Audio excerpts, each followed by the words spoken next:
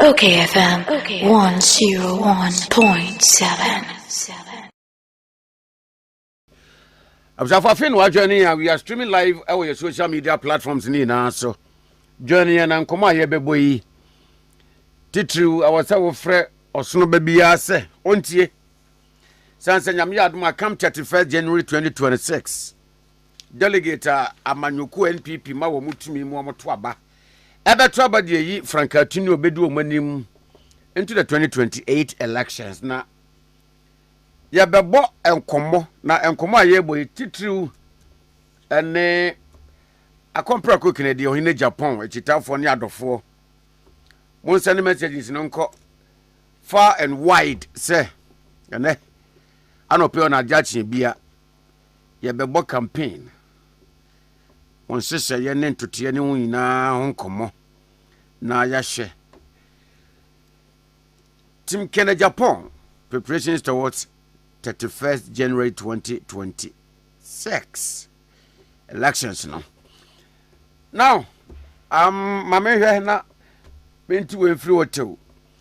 Anopay Obika, we are privileged by divinity to have in the studios lawyer Kwesi Kwarteng. Oko akompre ko Kennedy on Agyapong campaign mu a. Ona ye kasamafo. Na anopay wade achi bia so. Yes, our guest. Aye no ebo enkomo. Enti osono babia ntena so anopay yi. Sada nso so na akompre ko Kennedy ohine Agyapong. Campaign member bia, campaign team bia, supporter bia dofo yina muntwenhie. Mo radio ana on social media na yemmo enkomo anopay said they say na efata. All right, my benko studio bi na mene openi Kwesi Kwarteng say enkomo twetwen no ase. Era kwaba. Hey, menua penny mejo so kese pa na maba wo fia yesu ma me ma wa che kese.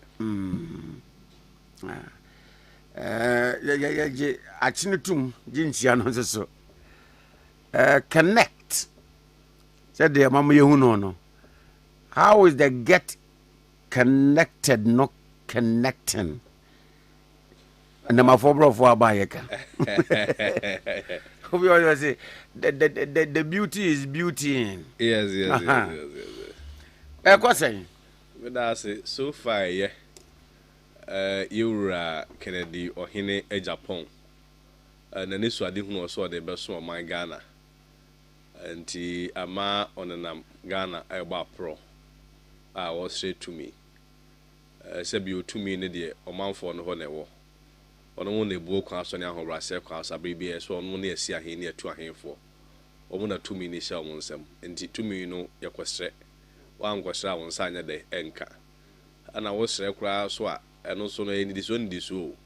Unze delegate no ewo baby a omo ekoyiba. Ansa kura so no manfo ne nyina so abegya ye de atum. Nti kwa ne wa we delegates so far one more ye be fan say 218,000 krana. One more ye be 1.2% of the general voter population, which is about 18 million.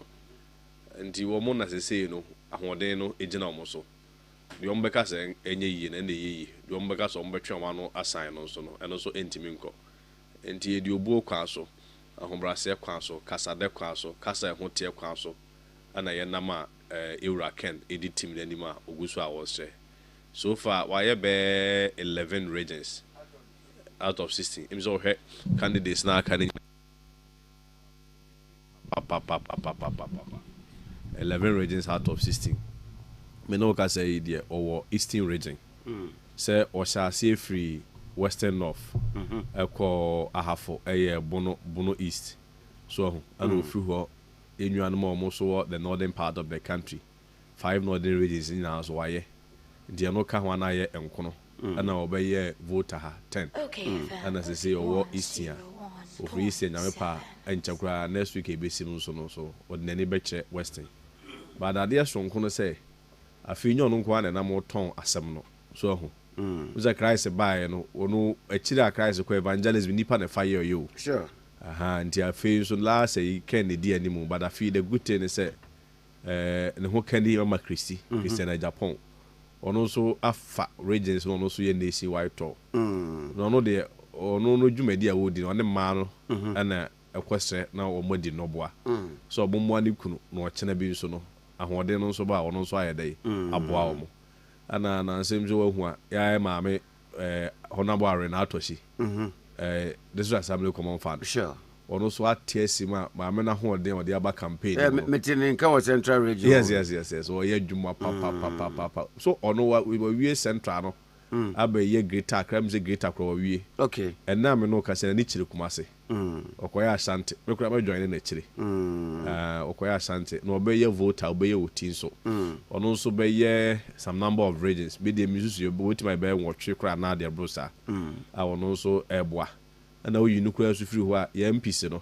se agro ne form MPC no so ya check constituencies no so ayede amomo baby a eyi nanu mihia mia mo fa Dr. KK Sapon so no so kai ho pa o Dr. KK Sapon Dr. kai ho wow ono so ne me dim on fancy say ade publicly wakanti I'm sure I can repeat it ono so akire mu ano o ma me o say ono management team no o focus so baby a o strength ye de ewo nti MPC no so omo so agepene na omo so ate omo ho agum ewo baby ehunu se kana ho de ye de ewo pa a omo so consolidate na e message ni de say ubusa say me message ni can messages me sign there kra make say jobs ti enuma ho de wuro nko na obo no ya beba ni abewura campaign mu pa yes but just before maybe sir some false statement be a circulate especially on social media platforms no mama he so we 2023-2024 yes the campaign leading to the flag bearership election no as compared to 2025-2026 dynamics na sentina we are having this crop of personality and enigmatics ibemu a we support to Ken in the desire you no ma be bra sesa say sabi bru penifo ka se wo so na so ansa ana hu de mu ye de edu uza baton yakobia bebre mpre bebre so wo de hwe ewura Professor Duma Hebra ono bae ono the first time obon homodem pa aso no kra no se party ni si no na president Kofo bae a ono so bae ono so first time ono so the Professor Duma Hebra na ye de course ro kakra ono kwa de ofa ni fi be 30.2 e de ko be 39% so wo de almost 9% na ye de e ka ho na wo hwe president Kofo so first time ono so kwa be fa president Kofo de no e so de ko be 45%.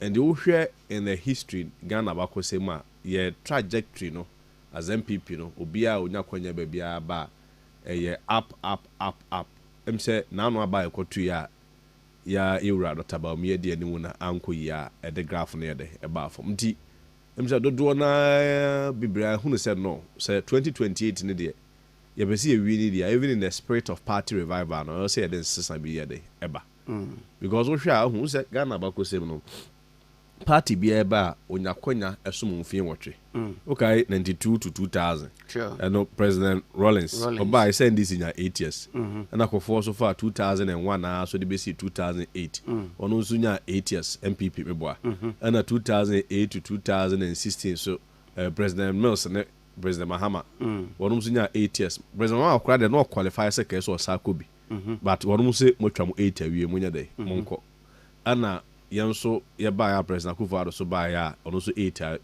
yesi and wo hwa 2028 ne pa de se ye ka no kra kire ho pa de a nkanya MPP kenuru ye so because wo hwa the trajectory ni history no se no guide ya ana no ye de enkomo no fa pemi gina de a ke wo se ka be 2032 ansa na ye de ya ba na akoba sa de a na se ye ka se beje 2028 about on de a se ye kwa woro NDC for e ka wa ye de e fo mo beti na kankasa mu no ye ka so obi awuro bi ka afọ obi abeti a na je se utimi no je se because ka wa ye ka wa bi he ni ho ase bi fa nipa beti nti ye no e se de wuko twa nipa kro nsa na ye de efiri ho no yi ka wa no na before beti ma ye sa na utimi no na party for ni bebre hunu se 2028 ne de say po bi a obetimi NDC for pa na ohwe de Ghana for ka some of the asmesi buy beto mo de kan buy beto a na onu mu bebre na adwa koye mo say ene yemfa kan ye de enko na wontimi nkwachi tumi nye de emai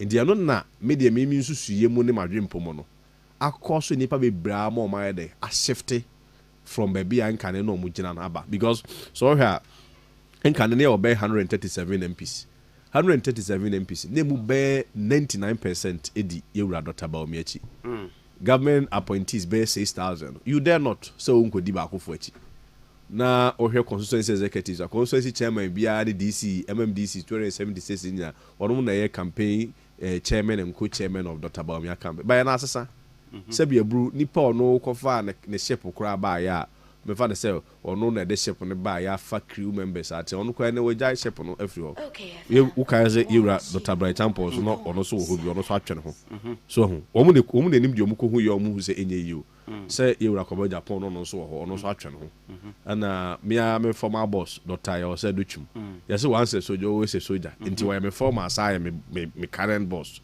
ono so no so Madam Arena atose mu nyina sticker no mo kwakuku ate no mu nyina nti yemi say omu nyina nya that conviction say yes Dr. Baomia is a fine gentleman what I say just like any of the candidates but when it comes to the conversation say ye probi obetima gi to me ama NPP in the year 2028 at a time o ha le nuru ye so dia wono mu nyansa mu de isu say Ghana for say ye the camp ha be de be nti na ama hwimbre no ni ba bebre hwim aba kere the Japan side no nti we do not is it to say Dr. Alhaji Mamadu Baumia neni ye den sa oh so sebio meka so bia on strength no bia on shortcomings say Dr. Baumia no double call what the my scenario be okay 2020 about 12 na sabre ni lead this say 2016 we 169 seats sure and 2020 say ba 148 if the successes are right now okay no 2020 they say about 137 so any normal any this for a hang parliament yes now so okay I two scenarios be President Mahama coalition no sabre 2016 na or trail by 1 million votes 2020 a kwen bia yabo electoral commission ma party for nyina 72 hours so make declaration 72 hours so electoral commission kwa make the declaration President Mahama so no election on Lucy but before that so be bi be press conference ha be can be almost a very comfortable lead sure ye o gira na now so no ko lead with 148 members of parliament ye kan papa na say won lose election no ema de court to craft yi si declare wie no ema court 9-0 unanimous omoto na asem ne ye eto twene na ni ma de kondia even though no lose with about 500,000 votes in 2020 asem na make the oye ne say o election hunim de and wakobi ache and politics why ache no nim strategy ewom ohun say on dey lose all right but there was say oginemu ema ne manfo no na MPs no timi ye dey e protect omo enti when you kwaje kura anya dey entumu ntem kopense electoral commission ye dey e decide that is 2020 fast forward to 2024 so okay so ye dey na ye blame obi a but at the end of the day man fa say a party decision but whichever way wo a odi ye nim course no dey una you take the maximum responsibility 2020 so no electoral commission my the same 72 hours in 2024 so yeah 2024 my the same 72 hours so within 72 hours no obe make declaration okay say there less than 15 hours near candidates no akwajiato also one of the two for the supreme interest of the country also basa be ebeba let's assume that is true e be na no correct but osha jikro G2 mu no it sent only one signal to the NDC asema catch NDC for no say hey nkofo no o mama mo nsa so yenku coalition center so yenku bu form so na NGC na ayede aka no enti unim if you want 37 seats eba ma to ya ba 88 seats me no ka say your 4 regions are MPP need a single member of parliament 4 your 9 regions are the cumulative seats of the 9 regions near 98 parliamentary seats you move 5 NDC for mako 93 now I'm just comparing na me dia besi wa asem no so bia busa asa the area Dr. Baumia oni say ne ede no and even before you go forward ma chipun yi kakra yes or concede me it was somewhere around was it 8:45 to 9 on a Sunday morning. Now, when you're sure, say, at the end of the day, to try to watching in Tem. Bia, we are in Kratem, at the end of Molusu. And it's what you to Muntemo, so be you to later crana. Sir, put a gumni, your gumni, now that's Emba. Sana, ne council, they can say, but it's a matter of strategy. So we I saw your captain, I would ship, and I'm a post. Say, who could emergency? Oh, captain, won't mean I say emergency where the best and ship on Intino. One may ye live boat back and what time way back was a mile. Say rescue mo. Oh, captain, oh, I said, they say. Because something responsibility, command responsibility as a leader, now taking the final responsibility of Bibia. And the Ukraino in offering say Navy rules, no, a personal. Say ship in your accident by emergency, or encounter emergency. Oh, captain, should be the last person was already official for him. You. We're so making sure say we rescue everybody in the ship. To the extent say ship no kwhwe okra na and na say senke kra na you should be the last person on the ship near the essence. That is leadership. And yes, who betima hwe de do hu so wo hwe presidential na anya the ankoyi. But there was say was so dream parliamentary no ho. Say the me dey compare 2020 president Mahama ye no ye lead no near 169 167 no. After nearby 169, after nearby be do 137. Just by standing to his feet and telling his people, say, Massa, election in we, electoral commission declare 72 hours near day and so Timunina announce an election required near the aiding kunim. So, what you say, yeah, the kwaji 2 min term, ye candidate kwaji 2 min term, and higher. I mean, prove what they been so. Ye 2 about we, ye make a declaration, see a coalition, ye be and it took the court. The High Court of Ghana and the reverses 7 of them. Until you are the believe, say, Senka, and Yintumuna Mantamuanka, probably parliamentary seat in Libunka, who do you see? Yes, because you know, court and the reverses 7 my. It was a say, Nipa here almost 20 man for more their crying a day, Uncle Court. What I say, me? Anna, we no crave free wha, I buy a court na no. Ebia one mo beka say ebia omso party na no hoye hi candidate nka ho ba na no ekoto ye no ye nya nipa over 345,000 close to 400,000 a one mo call polls wo one mo call polling stations no one mo to my parliamentary candidates one mo wi no mo tuti presidential no uzen kane no ke to aba na obi kura ntoma party one ntoma presidential ne parliamentary ke skirt and blouse ko beto ma presidential no 1592 sana abakosem ne tiu 1592 na bibia presidential na hoden e wo soro esene parliamentary no. And so for the first time no yenya blouse and skirt. So they became ya kenya skirt and blouse. Skirt and blouse. Skirt and blouse or to where they na sesa. Or to my presidential na nko ba 20 parliamentary. Say local politics ya na parliamentary no. Ya na bu ha nsem kakra na. But for the first time in the history of our politics since 92 no. Yeah ba ekoto ye no. Yenya over 345,000 people almost to my parliamentary no. Omu wie no hwe presidential na nim tutia no. Oh, enti we are really in a crisis.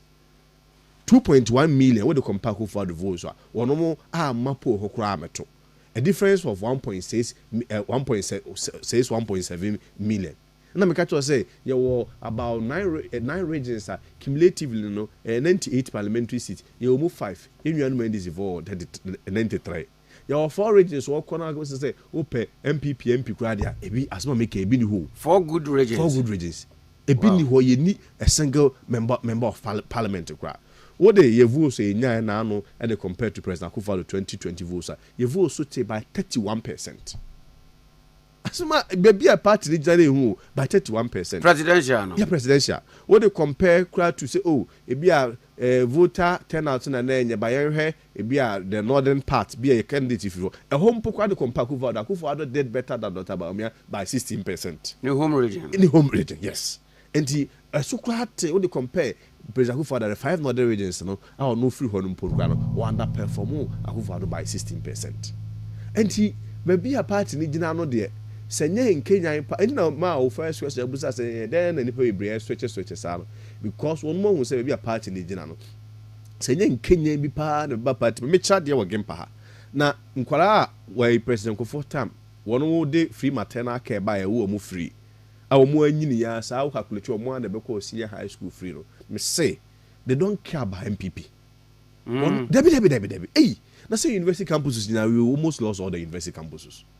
And me say they don't care about MPP because cast MPP a crash for party when ya. Sabe na we study we calculate years na President Kufuor time na fe na na wo mo.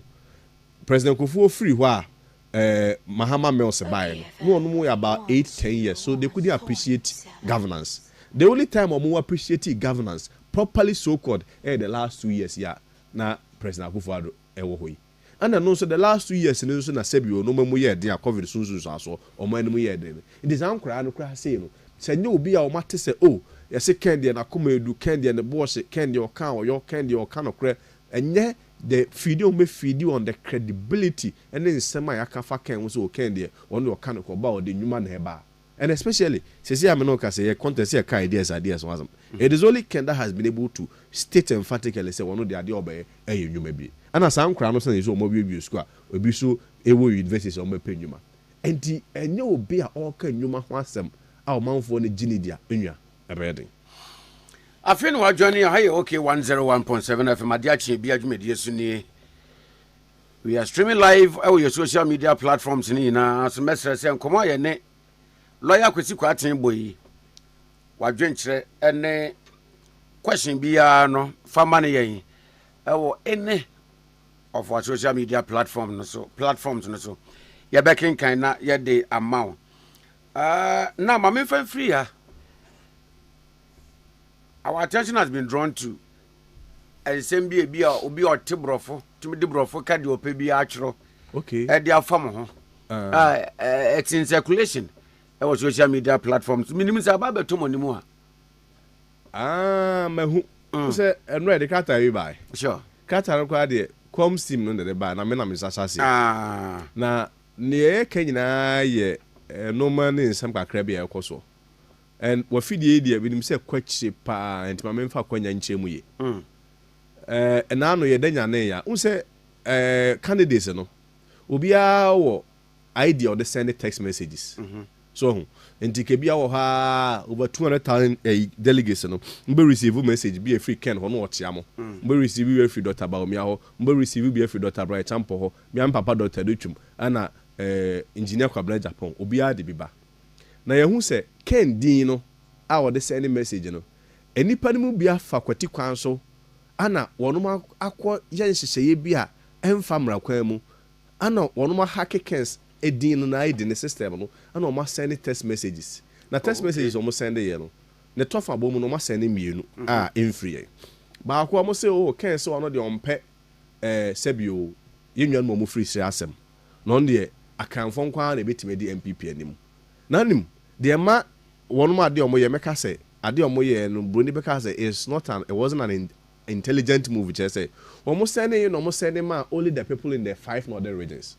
What will be the motive? Oh, okay. Say an account candidate our contest in better that sending message ama only go for more the 5 northern regions say ono de omu esinfo na account phone kwa no obu omo na se bi Uganda ha yete no why part you tribal be no so ono kwa de betima win election nti wo mo yes just to incite the people in the north no mo sure mo before say hey can the ompe se bi enwan mo semfo ayede asemo meanwhile the latest company will be a rubber factory will be you know over 366 workers emu 300 workers if enough and the workers just ompe se bi o esemfo asema wo purchase let us say akwaya kwan bi akwati kwan bi obi faso and tribally incite people against Iraq and Japan. That is the first message akoi.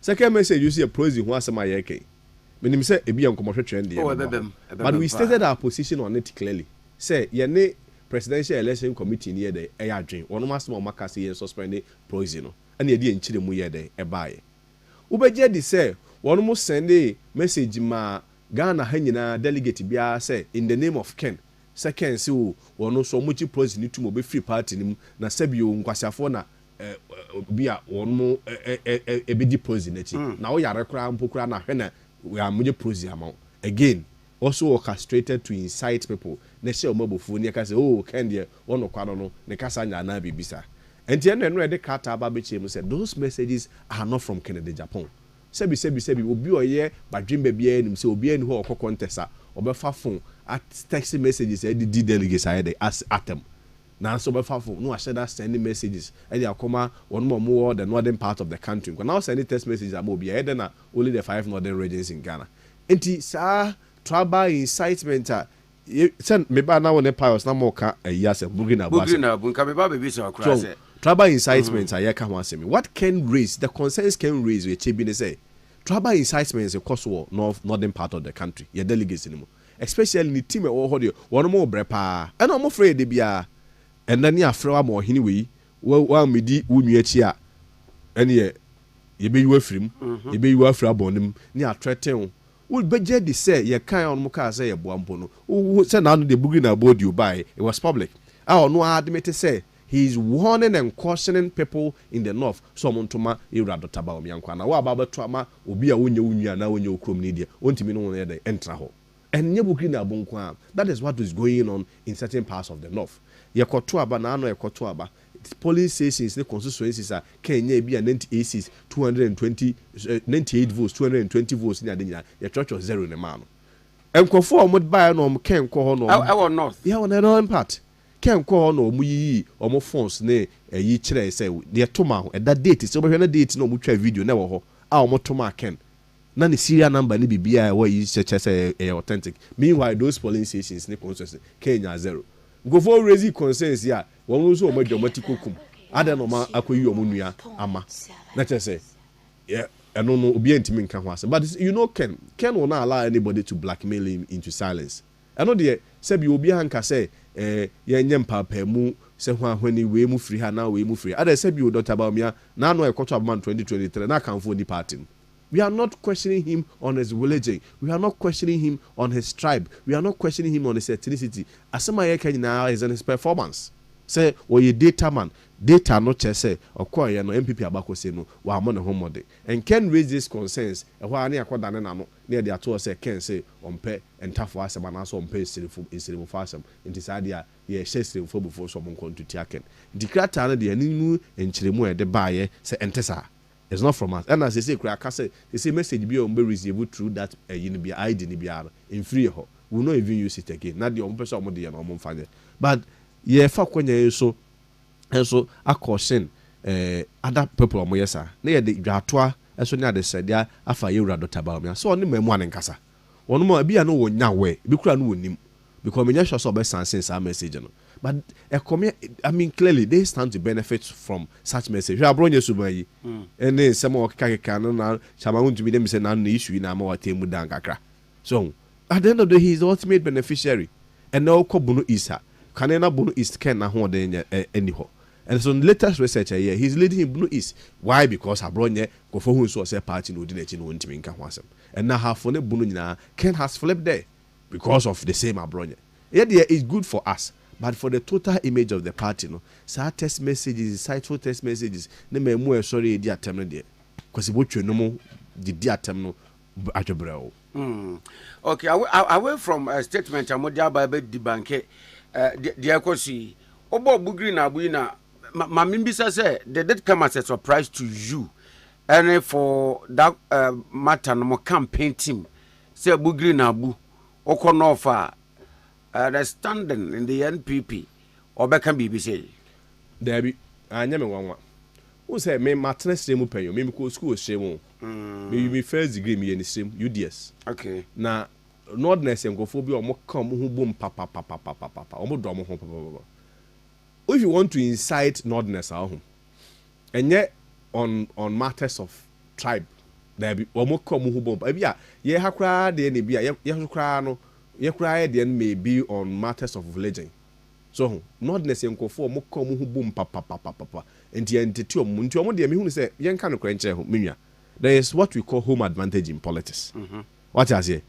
Okay, Professor Moss. Yeah. A bro quotes a central the car say at the power of you, I do of you. Okay. So Trump or Quadicrum catch almost on Tomano. A mammy on the coy. First one, Hillary did the same. Now we did a lawyer on the coy. Kamala. All see the same. Home advantage is nothing wrong.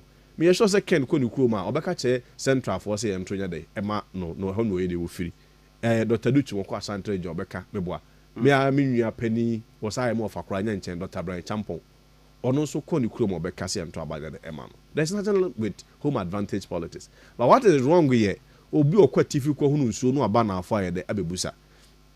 Yenim sɛ mu nua no mo kurom ni no ɛne okɔ parliament members of parliament omo nyina omo yɛ mako du baako. Wɔn mu nyina support Dr. Bawumia.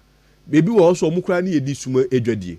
Ɔbɔ ɔse o honorable kemi support o ma yɛ donation we ama ma kɔtɔ bi pick up ama ma yɛ se ama mama me nkrɔfo yɛ dwo na mo mitimi nyima ni because me yima nim a me nkrɔfo wɔn me nya dai ɛntwe kora ɔmmɛka kyerɛ sɛ me yi me kurom ni ayɛ dai ama anaasɛ me yi me nua na ɔde na ayɛ dai ama afonso ni ho ebi a ɔbɛ support on that line. Identity politics is natural. We call it voter behavior. You will be a the soft in the cattle song koto abansa and why day. A koto. You ne omaya said you VIP 2 VIP 100 buses to a moon 99 bomb pie room. So young people driver no you're training no. Now on for Holy Spirit and Casamet Tracker. We are people of religion. We are people of ethnicity. But the hard say over threaten crowd we no obi so be catch any chrome for south to say minuanom say na bi ani pass mesi na obenten wono mo bo mo nkrofo nto yeso mo ye dia ye koka dia wo dia wo say dia tribalism but wo dia dia tribalism eh el honna hadwe no wo koka cha say nto aba mawa eno nye tribalism but dia be kebi ha dia eno tribalism. That is where me I have a problem with. And you on that principle no on that score no ene bi e nyina enya eye ene bi e ma na problematic say no bi anko ni krom kwa kan che say ye nto abanya de ema no ba bugri na bo ye party pani wadi chairman pen ana esi kura de wudi akonya so ho etiko hene de kebuo kwa so ne ahobrase kwa so no ma bi kura asaro ka wo tie echi na wo kan ye nyina ye de ebom but ono wo so onya ne sa eno na ma ye nyina kaseti a prozi ni mu no ho ahwania minim se ho nkomo nyina ye be de ye beka because a china fee you want to intimidating crowd. If you appeal to people to vote for you, there's nothing wrong with it. But situations are more intimidating. No, young call for more evidence better so more to marken.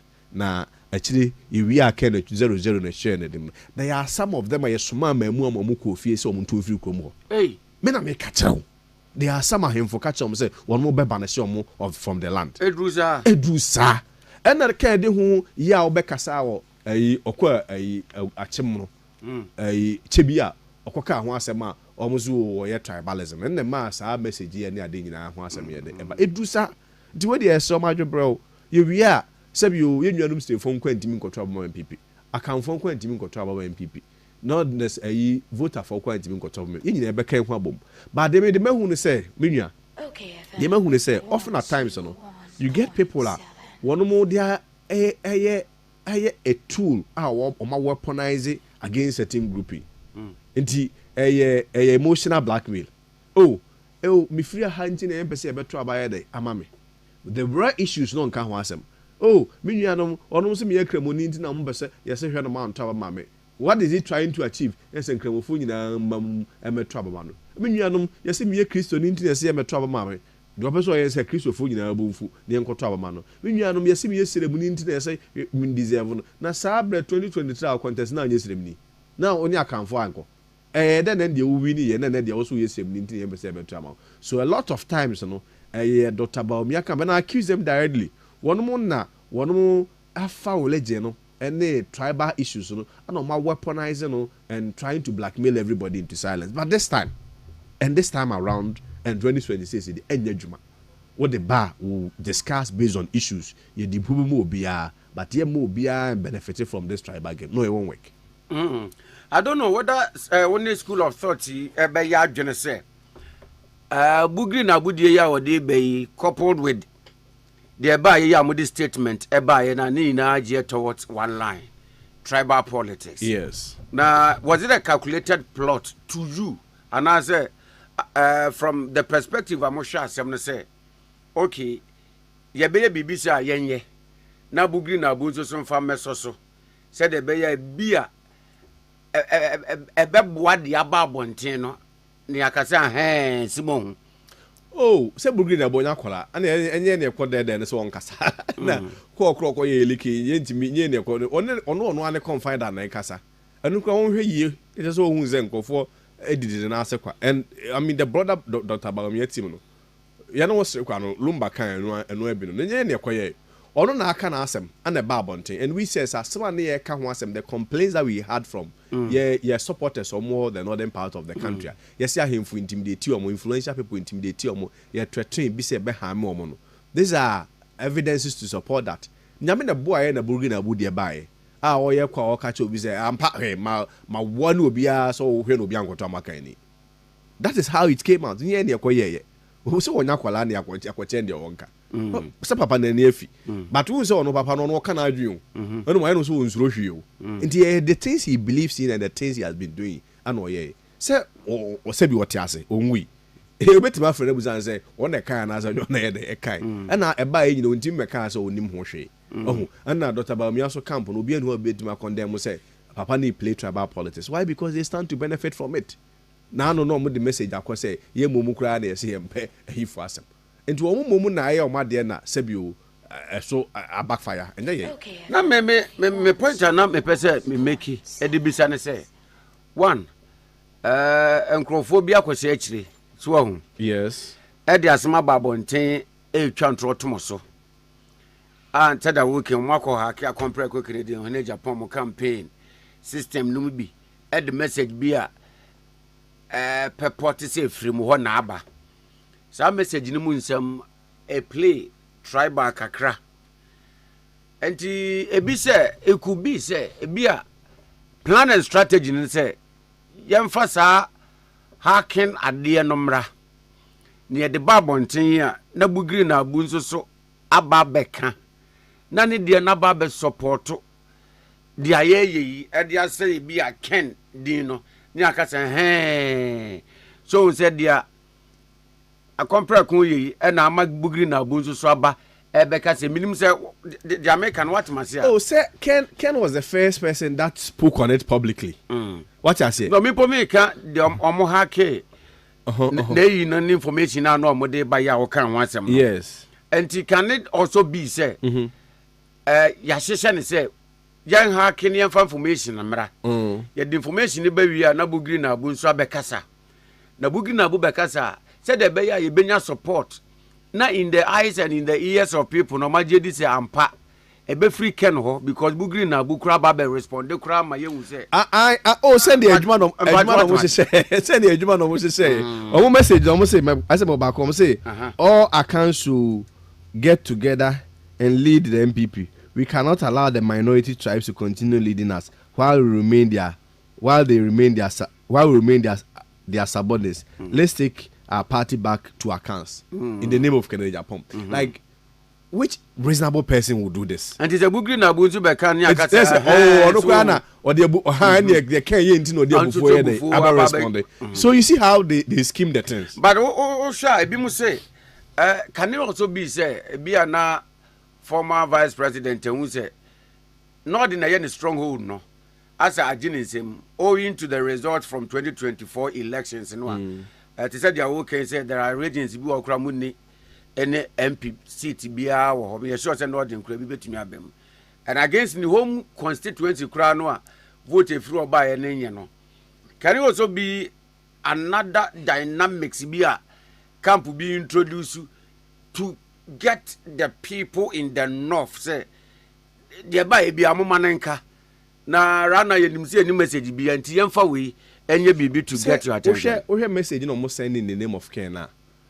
I mean, we are looking at a more probable reasoner, quite logical, meeting the test of logical consistency. And when you do that analysis and you realize, say, Ken should be Nipa obey disadvantage with this message. Nipa a better beneficial ultimately will have to be Dr. Bawumia. Because you say, I can vote in the entire for Asema, and I say, same for Asema. What does it mean? Says you for protect the will extremely candidate that is the intention of the whole message. But for and then no delegates, they are very sophisticated and very complex. One we are very discerning than what we can imagine. Not for one also say be a ne day, but no say be na ho den dey for more. But he will still win the northern parts of the country. Obe susu northern region obe win, but can be close to Gabon. Northeast the Krom no home regions obe win, but can be close to Gabon. Baby a say ne kan wo biti e kese pa wa hwe ni be chemu pe upper west wa side ho no wa ne tumuni ade no but baby to say upper east bo Ghana boko ne mpatemu ho sei e wo ken be wini the reason is say say sa omu issues na ho no enye say sensitivity me pese meka ho asem radio so nti ho say no nobody is trying to benefit from it, but I mean voter behavior no, especially I heard the last election baby a coin how musibo akena e ho say no you see say already this guy say can be team win nti Dr. Bawumia de na ho de aba form na ho de aba form generally me se menye mi suro kra na ka Dr. Brian Champo a put the game kakra bi a ko obetima shock no ko obetima shock no na ho de aba form pa because ensa na kura mu nyina so obi atwe no ho ana campaign no so no enko so ho campaign enko ana me buy na me di nkomo bi offer but they mean to be fam but campaign enko I mean that campaign enko say no ho I didn't know my resort to strategies akwai so obi ensuo fa no uze nsuo fa wa na mu huma nyina ayi ma de obeye bia no bibia be hu bia no so mu say yesebio ice water rubber na dem kura na uzi wakoso be ice water rubber bi betima atwokew ohun enti basa kama mu no twi kase wani si yo krak so wani si yo krak de obehu bia wo don sabe so because wo enti basa everything you want to do to your advantage because what the mamenka who said Dr. Bawumia a personality no a very modest and humble personality obi also Dr. de obono Dr. de ne kasa ye kama Dr. de a very humble person meboa but what the hwe na no nkofo edi na cha omo kasa ma no hwe eyi abronye mo Kwesi botwe mo wo de hwe di atem ne ade ne I'm not saying say be so ho be free o but say obi ka say there is a camper nko betimi kura kadidi atem kura mfi ne camp ne kasa basa kasa ntwitwie hwe na no chama wontimi oso election ye national council ye sheda the top down by said the way betimi awi aboma Dr. Bawumia like nkofo edi na chi asesa papa no the aura around the campaign but on so beka ya dan minim say ye greater akra ha say ono na ye candidate no nti whoever be obi be perceive say o won camp or ye bibi na say tia wo a don't deal with the was here na ya mo bi amese na abra mo so we the individual bi na bi a or you fan of him na bi a openate mo ye ni okayfm ha mo ye adwuma se mo media men na mo ye adwuma hi mo koya de bi ade anim gwase beka okayfm a any despite media ni nyina we sure say papa despite oba be jina ka tell say hwe na we kana amfa na ne suba amese ma bro he will sack you. That is the beauty of leadership.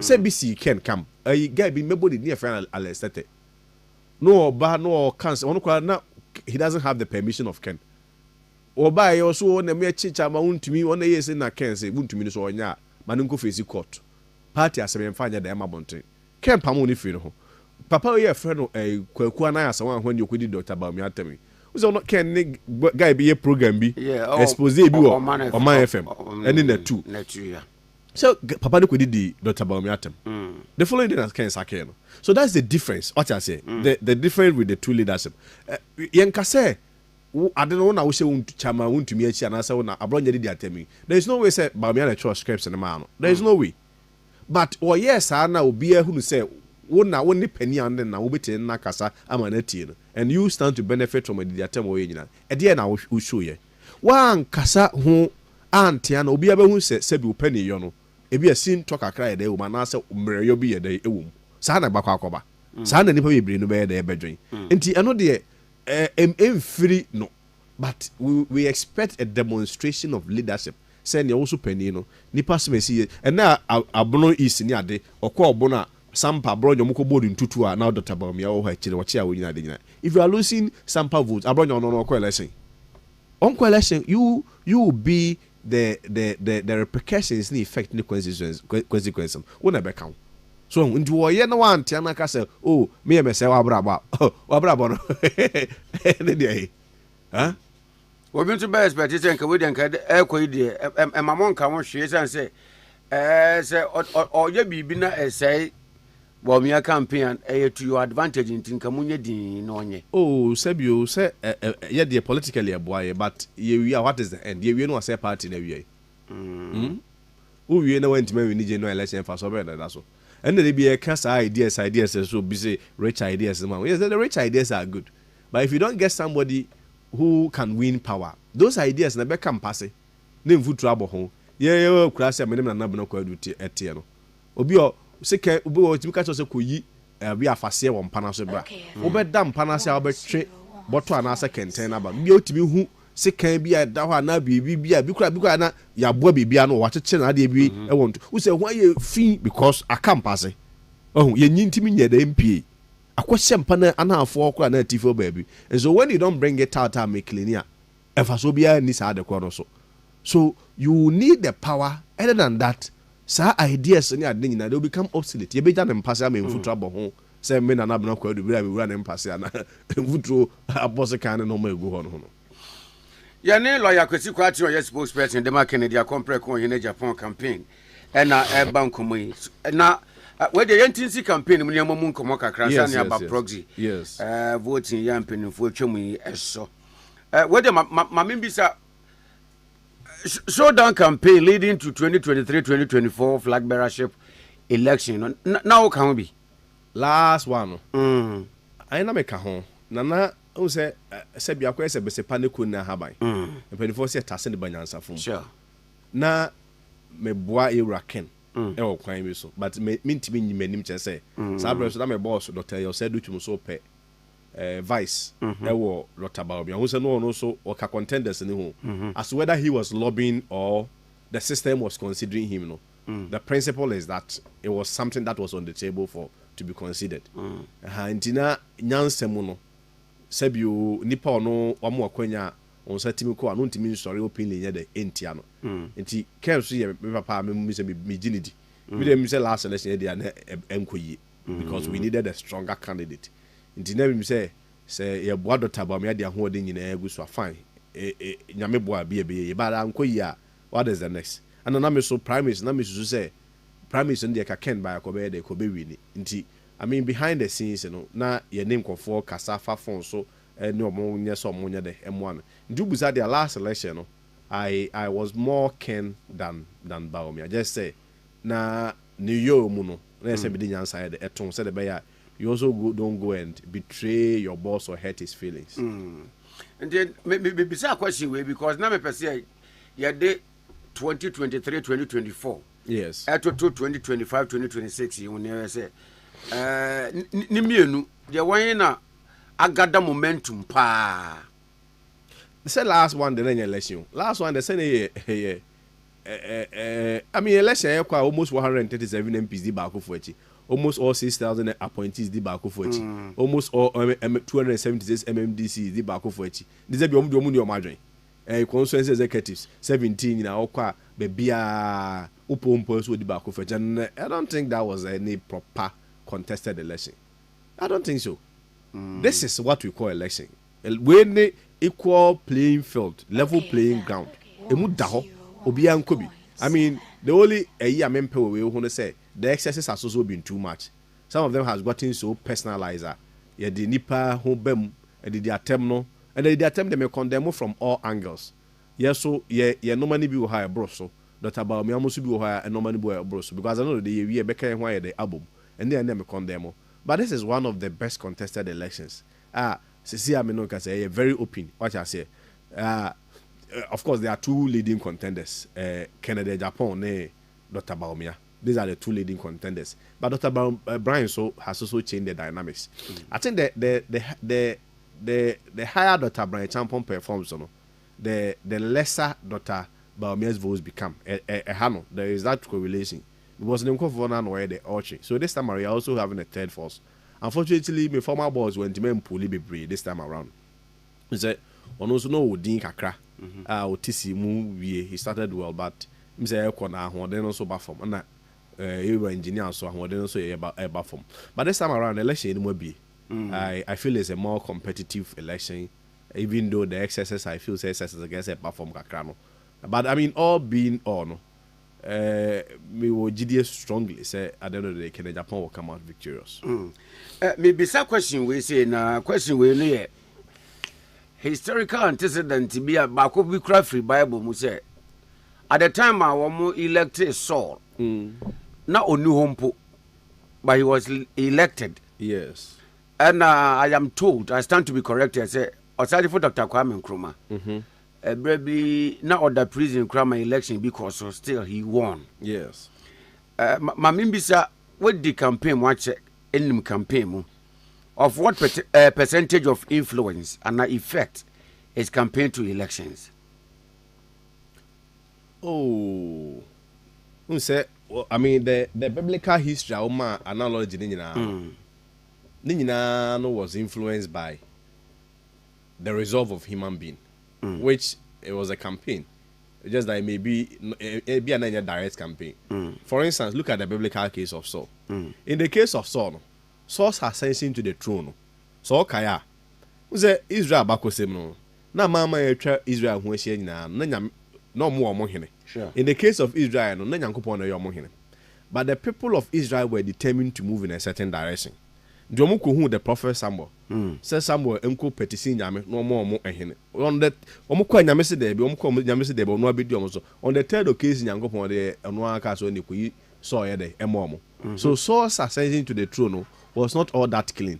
It was not within the biblical theologians will tell you it was not within the sovereign will of God, but it was within the permissive will of God. But what is the principle I'm trying to outline? The principle they say omanfo ni nyina were determined to move in a certain direction. So that itself was a campaign. And to me ubusa me dia a friend say ade bia anywhere it comes out of a vacuum. Ni nyina ye the human resolve. One more to Tiabakosema Oye no na ye one more enipa na na sentin omo so mo pe enipa mana be dey abedu omo so yankopon de so ye dey e ma omo. That's why I said that when the people are determined to move in a certain direction, there are situations that even God can step aside and omo be second your motion. Ebi ni last election ekoye. Certain class of people who hold that power were determined to move in a certain direction. Chenchena enko ha na ekoye ekoji ye ni so no. The God even stood aside and was seconding the motion a man dot about me a buy.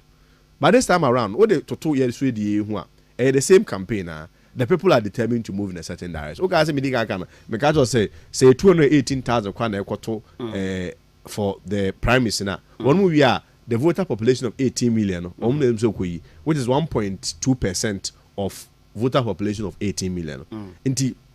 When the masses, the 18 million, will be asking for camera, I don't know what saying actually. But most importantly, they say ultimately you still have to campaign. I say, come say, Tim come say, bro. Professor Bernard Mo and then penny from some of them don't have their permissions to put their names outside. But you can't bank all your hopes on prophecy. You still gotta work. I also call from name party for ne kasa because 2 million. Okay, I say me no di kan kasa me say 2 million sere. And 2 million, one more 2 million more diano. I see a here 2 for no. Oko no ma pone kakra de amount. In the campaign there, I strongly believe say election winning in a campaign. Election winning in a campaign. Reasons why me besides our question bako and away ya no on the prophetic side. Yes. And about one we more. Then the second one, in terms of the besides question here, if that is the case, 5 aspirants in a campaign. A compare cooking the Agyapong also can 5 no. What makes Ken's campaign unique and outstanding Eddie win ebebrem? Especially with the backgrounds of prophecies Abbas Obewi no. And I know mean you know film. And no dance way ya no. On say me say no. There be some question no. Who say we say who interview near you by question who say cross examination. I say who the meet who me na nisu ye. And I want to see who you pay. Yeah, but I mean, even just a quick bite on that, or even on that stretch, you know, unso biya on ejuma woyo. Obi obo ball no, maybe 2 7 ball ba, enya me yonko ne Michael Essien a professional footballer. Sure.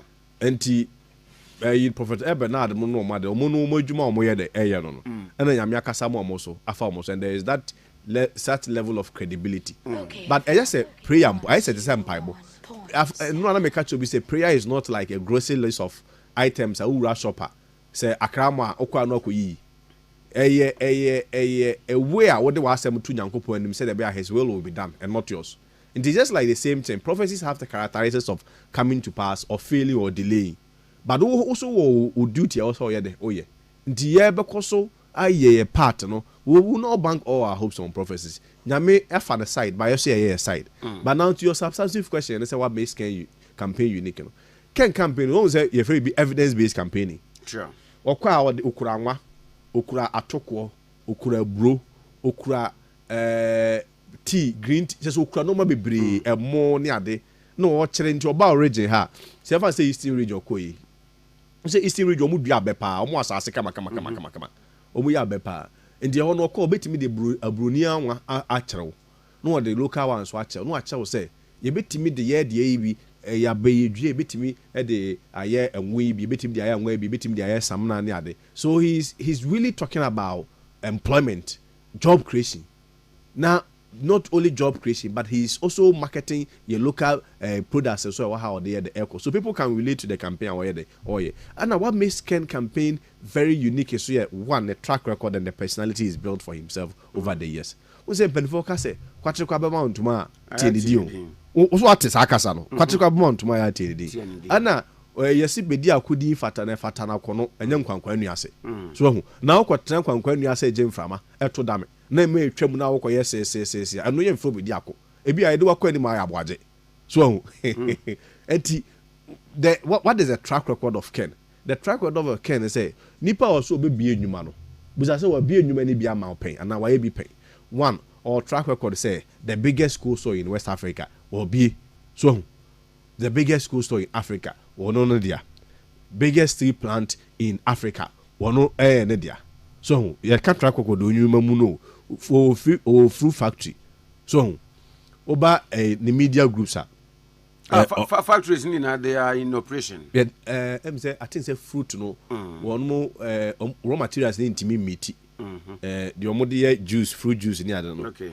we say raw materials the last time the briefing I had they say factory no within 3 months no more processing and kai Ghana nyina awie in 9 months na ka no where's the factory is literally not working oboka there is no point in factory no you can continue to run it unless say obenya anka topa and now be shekuafo achi no modua anka no untumi nya dai the factory cannot be functional so enti wo amantem or starch factory the starch factory is operating the steel no there say afi no motwa jatum ana or cold stores no so operating ana and the media businesses and the real estate you crowd a dying book crowd last time there I think with this one I have his permission to say because can or bola show so also 277 houses and your houses were seated at the Daoka kill any party team and I ask myself say fear be a more security bako cleaner bako garden boy bako multiply by 277 how many jobs are created 3 by 277 how many jobs not created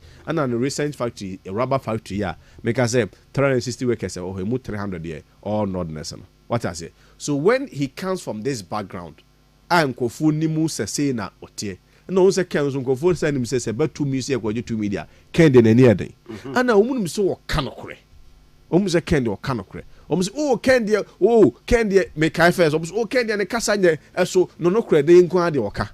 So people acknowledge say yes he has shortcomings as a human being which they say in nipa ni mpanimfo ebe ni nyina say Ken has become very measured we focus on the campaign evidence based campaign any idea all ye na juma na ye so so ye na campaign but this time around no people look at that track record people look at the character traits Ken Okanokre Ken Wakukudru he's a disciplined guy patriotic guy very honest guy no go so any Ken campaign no there ya demana anai koton ebe de ebeto enu nti na nkofo ka marketing say Dr. Baumia marketer for many omunage Dr. Baumia has been visible for the past 16 years obi ehu no visibility is presence but marketability acceptance marketability credibility the value people place on you gidi omagia tu omaji watumo ndi we Ken is the only candidate amongst them he is both visible no and also marketable also we are marketable in tools what a fair sport o ma me out to tools here moboye na once na nguso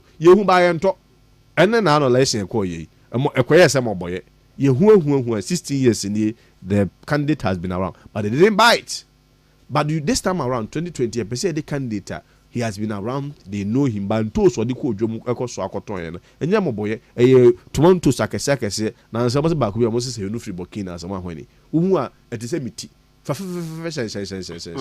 the who yana unto su kwampe so beto kra no akoto bi da to ka bu to konfia na o de akose fridge. And that is what Ken presents, his unique traits and his track record. And now man the campaign I quite different. Of course, couple with the fact that say okay nyuma ho asem. Memu ani maba yin na de na adwo nyuma ho asem. Nyuma nti ama the campaign e kopa. All right. So campaign e kwa yehwe. So far baby amakoko. How is the message you on here can sold, and how is the message bought? Oh, Ken the message about jobs. Jobs. But of course, we say say kwa best no be so aye no. O say our areas from kunda agriculture and socio-economic transformation. Again, there is a strong link between tourism and socio-economic transformation. And what's our say decentralization about the congestion Accra, no amount other regions also are very active. And the obey ministries, you know, about 70% of the ministries obey for Accra, and they acquire other regions, you know. Until over eastern regions, you compromise on trade and industry. Northern regions also the agriculture, Volta regions also the tourism, education, maybe it's a central region. So, you can get other ministries as well. For instance, trade, for instance, in my view, and of course, when we frame the policy, we frame trade, for instance, and quite Santia a bit more easy because Asante is somebody Japa, na east is somebody Japa. So, you go for near the you say Dready, but quite Santia as well. Do for my near somebody Japa. So we have to get the ministries closer to them. Into a quite message we not on or can you want some make it tinuma my be pay. Me what that track record no. Me wo hunim die. Me unim nkrofo a metimi no about investors. Also there about 13 investors. Ono mu nyina multi-dollar billionaires. Ono mu nyina do musika be show mine am on mine na de akonanim. Wo kan so a omanfo no gitum. The enti omo gitum ye say they don't see Ken as an ordinary politician. They see him say we different. Eno na ya na misuro kakra no te say bia Sir John of blessed memory be kan no a fear delegate. For that matter fear supporters and so obeko omeba besia town hall venue no mbeba ajoso emra wo kasa make promises but abeko akọ wiase no na aba to no ko na wiye na nsuanso ne ba a different picture kra na twa minimum that what makes you convinced they say yes indeed nkrofoi euphoria ya wo mo de age nsem ya ye kan efra kumem na yene so oh say ya de a friend say osempakani no say asem no de yakoka asem no kai begu asase paso e begu abo mu e begu nkase mu na twa brane do ni rane be ni dia da afri mu ya de yesu yegidie kase e o pa na say akoy say the trana asem na bible ka so he na koma da nyankopon da ensem no say akoy say nsu etne ba bi ono asafuru ade pe no de de eto enti ya de ne say be ho ka kasempa no ni ase nyame say won fa won makoma nya de ento ba bi ye de eye. So we continue to appeal. And also there, opa, hey, obu okwa opa nyame betime de na koma atu ba bia ye so opim na koma. Na do wura fi Nebukadnezar. Where they obu ho be prim na koma. And by the end of the day, no, we hope say the maximum number of people will come to our side. And until the most times we also run internal polls to assess your strength and what the people need. Oh, the be a running internal polls who's a Sancho region who then so tia. Near who at the crash say the yaka. It is saying an election is more scientifically based. It's more scientifically run. To who say hasi we a who was so we can we say no man for no we nipa we now between the wakasa. Nina ye 2-1 more. We are science doesn't lie. Of course, you have what you call a percentage of error.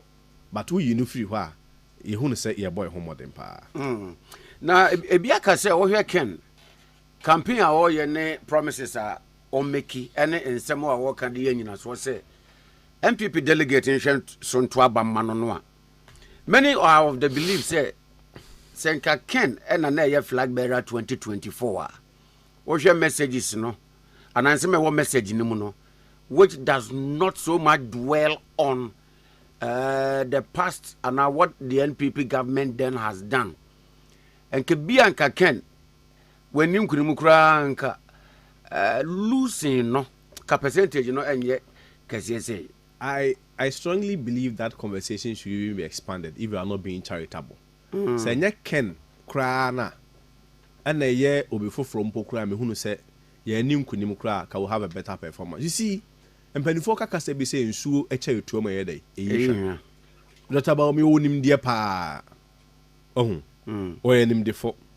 But situations and circumstances that surrounded 2024 election ne ye ni free man ya dem wa ade a yenim se wo hu nim de was asase su pa wo ko hu school ko Canada ko ye hu PE the economy meboa sure na economy na wo hu nim de no ye koto aba no and economy so na wo kan Dr. Baomi campaign against the backdrop of the party no about power meboa also when the fundamentals are weak the exchange rate to expose you sure. And yeah then arrested the dollar and giving the keys to the IGP no money ade.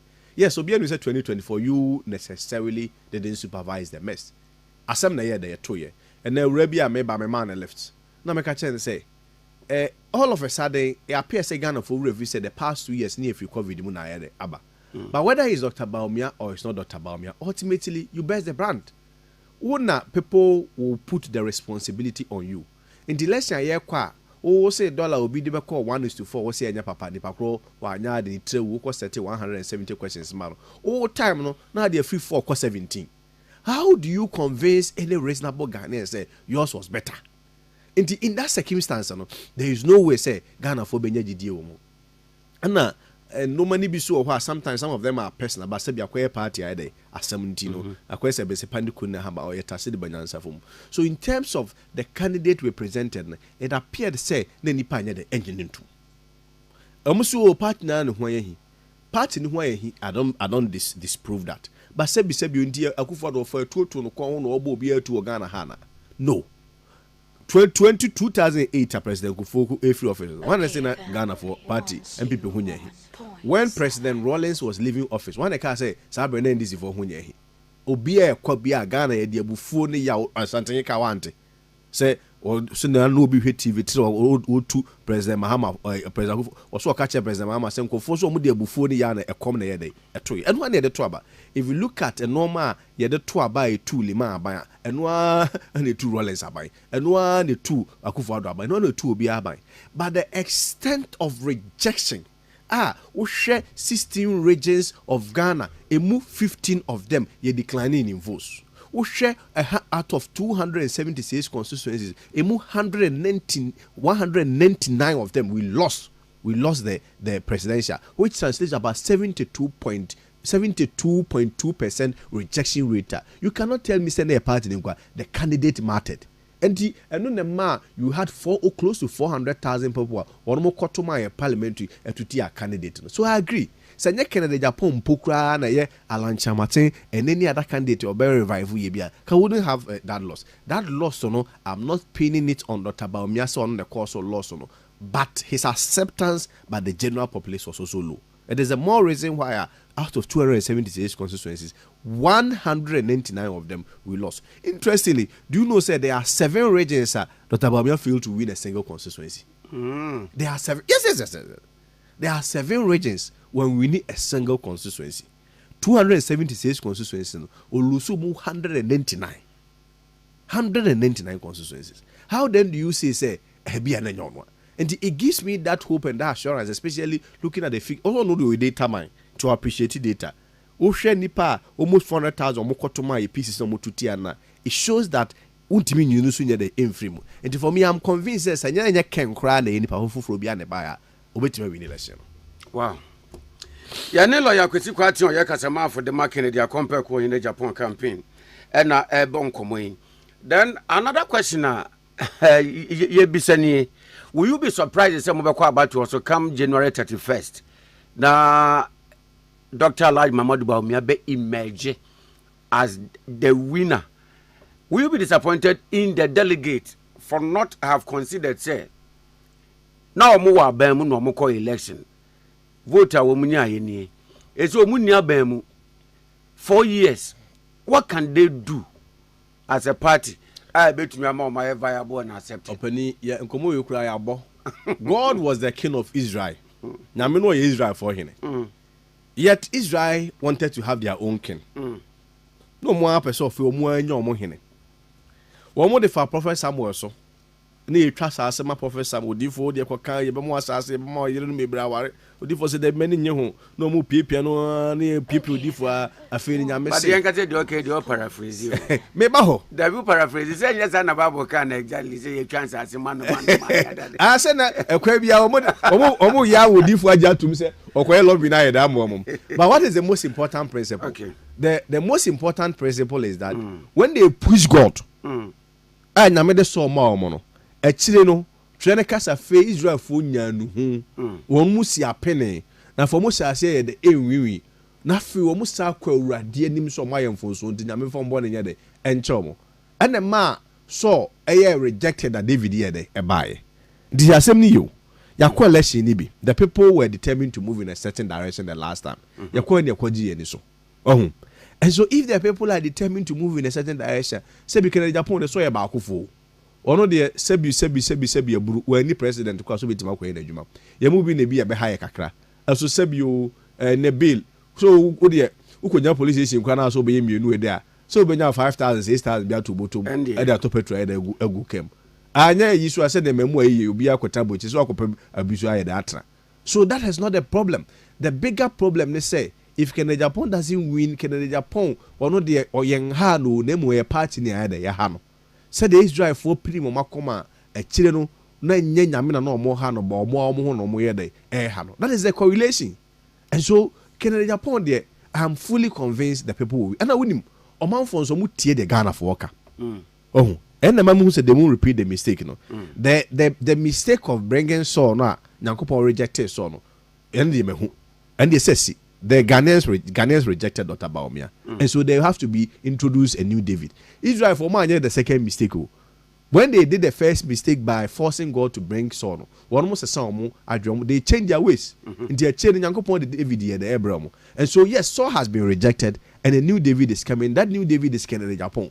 It is Israel for young fools. Me, I have full confidence. I have full trust. Me wo jide kese wo ye delegates mu say sa delegates for or madri mu da ho papa one mu experience or mu tie the Ghana for ka wotra totro mo say emfa kan Agyapong mra wotra bas me say emfa kan Agyapong mra wo kwaso de me say emfa kan Agyapong mra wo radwuma say emfa kan Agyapong o ka so bonte o matin ti bi dem say be. All right, now proxy voting. Proxy enkombre na no still committee ni say no regardless of diaspora no petition na wom de ba ye na committee ni say petition no kra no o ma reject abo atu proxy no na emma so. Do you support or you are against? Mame nkasa oncho proxy be nyina no say external branches na ya asema 2023 onim nipa register from external branches somewhere proxy 76 not even up to 100. Oh, 76 enti then asema ya career that close book no asa nipa no bi de ekwan bia chenchena proxy 76 ana wo hwe local so a we ya abochefo no suwa local Ghana ha no out of over 200,000 albums no one more register from local no mu 800. External for me so omo 76 na 2023 omo ye di adai abochefo enti dia nkwa na nipa bi hwehwa wono mo chenchena proxy sa sabi o ma menga sam ncho enye party ase nye bibia na betim dia todwa so na ye nkrofo ma cross carpenter omo tre ye de nkofo no bi la selection omo de proxy ye de eye medical catcher say okọ the northern part of the country. There were evidence that Agyapong recorded some as high as 222 votes in some constituencies, some of them 98, some of them 92, but they gave him 0. Yeah, data one of the last election, Agyapong pulled 7% more as you did the count about me. And so Obi Kasam say yempene, yenim baby na yede esie, and yenim de na jinaso, and yenim de esi pay, and yenim de na no yede esie. Intina ye can yes ye did. Na proxy ni kwa so mo pesa nya ne de bayo. A presidential elections committee. One more na Bruni Beka said they are clothed with the legal powers. National Council and the National Executive Committee. Two almost one election. National Council, Dr. Baumia member. Chama to me and Anno Castle a top down for to favor Dr. Baumia, member. Abronya ya de bi odi ken Japan atem, a member of National Council. As far as no Dr. Baumia na member of the National Council. Ti asem ni yo.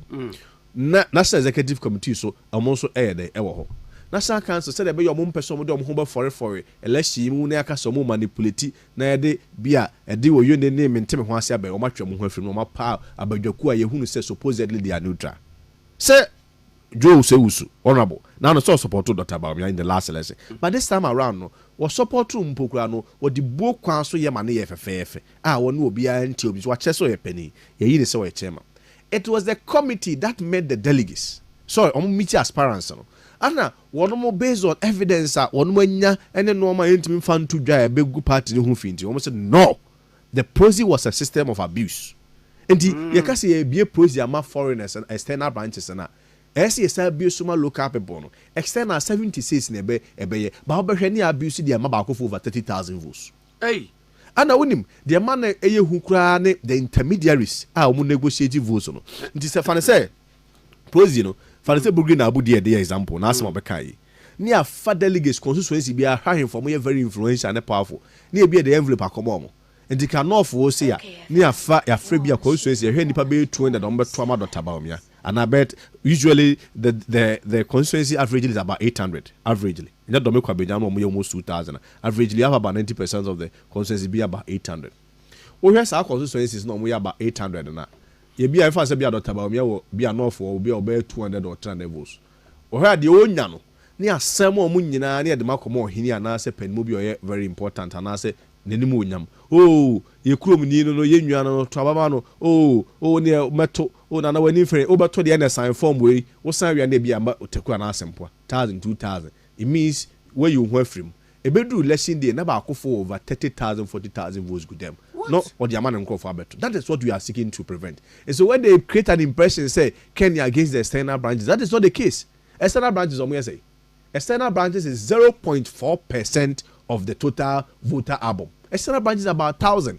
What they compare to about 210,000 voter population near Kotoa. One more is just 0.4%. Now, what dear, Sebu, Omuna Kotoa about for Krana, it may not have a solid or huge impact in the elections, which in any event we strongly believe some bomb Trauma can Agyapong. We are not against it. But party for the national presidential election committee no omo na atena say na based on evidence and some of Martin Omo who no say yenyi president from and compromise the integrity of the elections. Omo kan ya no all the candidates agreed. Only for about 2 months to elections, only one candidate when also on Tiase, which is Dr. Baumia and Nkofo one ma ko say eyi fu achi friends external branches that is omo de omo Tiase. Omo no mo show wachi. Oh, someone they defend it. Say I make a position clear. Say we are with this. We support the presidential election committee decision. We make it. But I don't pay just before you came. Now, Dennis Miracle Boaje Chunkumo. Oh, I'm saying, Sana committee neka wamujutum. Anyway, he has no option. But I know some many the deputy spokesperson. Maybe they didn't share brief notes together there. And then the deputy committee, now he's were disappointed in the committee, Dr. Kuyamako, because almost disenfranchising Crawford and and I can tell you, say, Maminka Samoncho, say, no more car. Almost try push it to National Council. One more fetch push it to National Council for National Council, Dr. Baumia member, and the Chamaun to many Abronya member to go and take a decision which will be they expect a better contrary to the decision of the Joe Wise led committee. So, I mean, on the face value, there's so expectation of Babaka one party in Nigeria. But behind the scenes, one more year you made aside decision. But ahead there, just last election, only 76% 76 people pen applied through proxy. Now the way I pay the who stands to benefit from the proxy? In any event, Minya, proxy no. See a cast election in the whole election proxy crowd. Even if the whole election is made proxy crowd, you still get people who will not come and vote. And what is the issue? I as a hospital Juma Dr. Juma Manusi Sumra Sonkofo, Dr. Anya Juma Nkofo but most important is to try to get as many doctors as you can. But we they are about to ye be polling stations you be a few you still get people who will not come and vote. So what is the issue? And until I can the Japan company propose to say, Sana be there aboche for no kwa we may consider CMA polling stations here ho honya de emom CMA polling stations so emom so bia yem pesika bi so maso no monya de omomra but mamemfa we enwie prozi no onim say obi a ote hamile a oye adwuma wo wa a ofa car anase ofa aeroplane abeto aba ewo ebi a ankran on average no be compare the cost of transportation, the cost of airfare. No, now you have for soon will be free US and also free Germany and Europe over. And what is the issue? You say right as a member of the party. No, you have right say in disenfranchised. You have right to vote, but remember those rights also move with responsibilities. At this time, no, we also have to all make sacrifice of time. Obi abe free we be na here akoto. Obi anywhere the free polling station here there. Inti pam no channel say be compromise the and that is where reason no almost say based on evidence available and the information available to them, they strongly believe that it will compromise the integrity of the process. Why are we pushing them? Why is Dr. Baumias pushing them? Anyway, now lawyer say what we identify reasons why proxy no muntu me use what manipulation, probably be intimidation also can. Can't you go for stringent measures and our systems a bit to me abua bema sa shortcomings motumia override? Oh, sir, you also have to look at the mood of the nation and the timing and the mood of the party. A lot has changed. Say Abake you're told about 2 years to general election. By this time around, you're told 3 years to general election. It is a say it will also take time. So, and this all had 2 months to election. I bet say na emwa. And I make us a poison. You can say Okas will be the whole Ghana could be a poison. I say still you be in the business about it. Okay, but make what people also don't know. Say proxy is not even in our constitution. Yes, even Ghana cry a general election proxy. A election guideline. When you watch as people make it look like say I say it's a constitutional provision will be here the ebuso. Your constitution there is baby and why actual proxy wo. Baby and why actual proxy wo. And a guideline. The guideline you also look at the mood of the party, the mood, and you look at the best interest of the party. The best interest of the party no one say see the proxy kwa koto see ada you say na there are ways that people can manipulate and abuse. Ni ebeti mawie ni akochinchim ba ko for nsa no so oni on nko for me support do win ni ni akolusu general election en fa so be no ada ni yin film.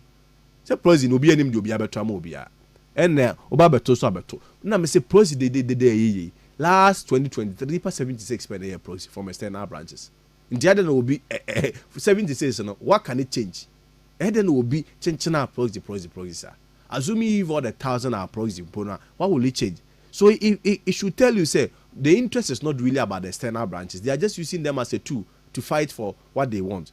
But the one be see a BMO be a local proxy. Juba here before I best start about for about 30,000, 50,000 votes. I know they are free the Juma. You will be a benya no one ebe mano. Dr. Baumia, you will be no one ebe mano. Agyapong, you will be no one ebe mano. Me of a Brian Champon, one ebe mano. Obia do be a benya no one ebe mano. But yet, with the Yekwe, Mupini Bako Professor Kwabna from Pomboatin. Yes. Wabon Komo. Aman Komoni Bia.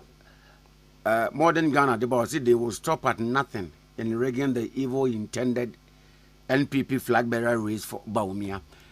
Tim Kennedy or in Agyapong. What does say Guaquamua? Abaha for Kras Sebi.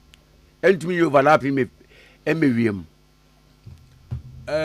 Yes, the Owaka the pen or who's so annoyed day. Ojane.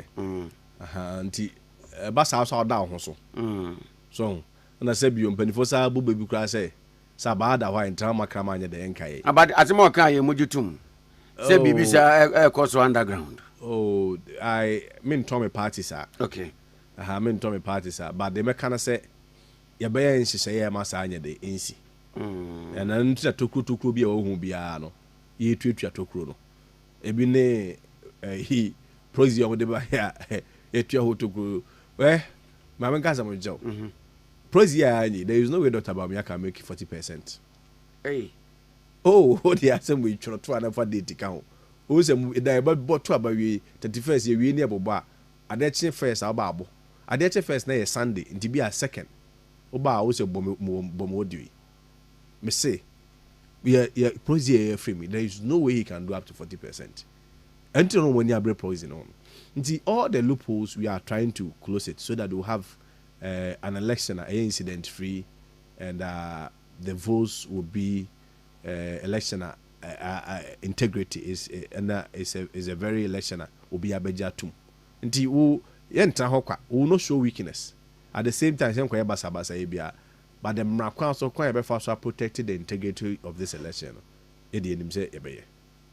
Shall we look out for showdown 2? Me can say showdown per se, but make us say we'll be vigilant. We'll be vigilant. We'll be a you set anti-Reagan election committee. Really? Oh yes, Jojo Rocky honorable on a dano. Oh yeah, Juma Oh yeah, Juma and Obia anti-Reagan election committee in for Ken Kwang. Even though you are certain, the what it means in said you'll be a non a becayamano. Dr. Brian Champonia, Fanasibia 15% and one at the mano. Dr. Baumia 20% and one at the mano. Agyapong Enyabia 60% and one at the mano. Lawyer, you better say no pay. Mr. Medasapa. Now, where the oak with the ODJ crack. Oh, the Medija Moye at the Shredian near the Bocosodiama party for. Say a book house on Yahoo, say Quaso. Kennedy and this was the Hunino. Said you want for 2 me now, my eye. And Tibacos was President Kufodo said because was and this say because was so who Kennedy mobile. No one for 2 minutes from at least for the next 4 years. Or back no the 4 years that no man could year. I mean we have the opportunity to say this, you know. But I'm very confident say Oba one obetimaji to me my NPP. And then this one who say obebi enyuma mabunu ne mabawa no so it's menya ebia no so no and also because nti we dey dwatwa na dey si na dey for videos so dey amom no momwaye. And he doesn't like emotional attachment to NPP as Professor Kwesi Kwarteng dey like no. O say dey Professor I say Kwarteng like dey emotional attachment to the NPP. Men kan article ni na bia me kan ni ya metimi ya no. Lawyer does that pay. We that's it.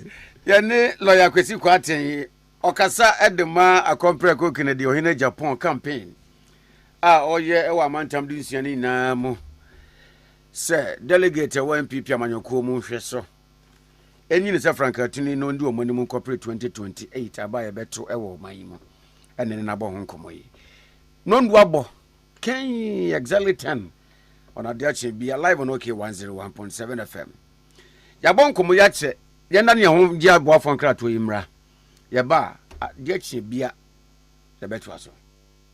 OKFM 101.7.